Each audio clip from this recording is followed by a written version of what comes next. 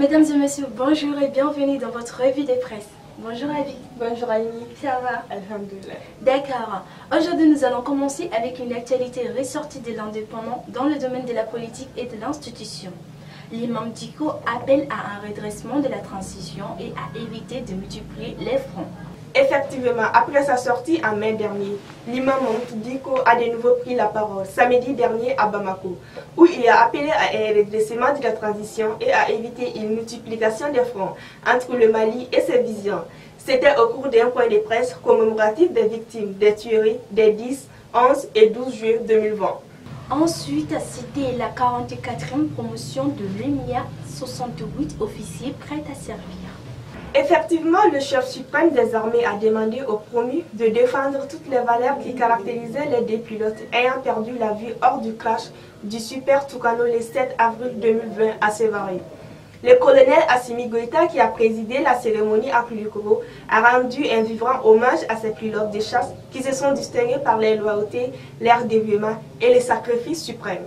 À présent, nous avons une actualité ressortie du 22 septembre, dans laquelle la Maison de la Presse du Mali appelle à la responsabilité. Journalistes, vidéomans, citoyens, blogueurs, leaders d'opinion, influenceurs hommes et femmes, sociétés civiles sont appelés davantage de responsabilité dans la diffusion de l'information et à contribuer à l'apaisement entre les autorités maliennes et ivoiriennes. En effet, Aïné, un communiqué de la Maison de Presse du Mali, signé par son président Badjougou Danté, rendu public le vendredi 15 juillet 2022, informe l'opinion nationale et internationale suite à l'arrestation de 49 militaires ivoiriens, suivi d'un communiqué du gouverneur auquel a répondu le Conseil de sécurité de la Côte d'Ivoire, présidé par le président Alassane Dramane Ouattara. Des esprits commencent à se surchauffer dans les deux pays, via la presse et les réseaux sociaux. Toujours dans l'Indépendant, cette fois-ci avec une actualité dramatique.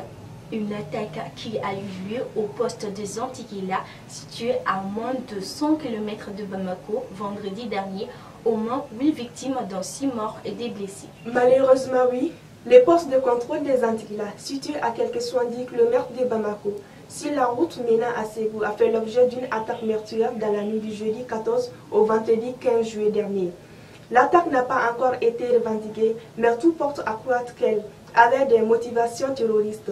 Les bilans fait état de 8 victimes, dont 6 morts et 2 blessés, ainsi que des dégâts matériels. Enfin, nous terminons avec l'actualité sportive.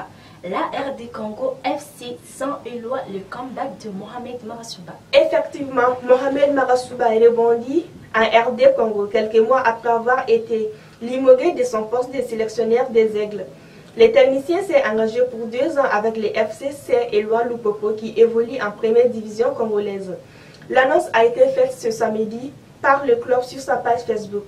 Mohamed Marasouba est désormais l'entraîneur du FC Saint-Éloi Lupopo.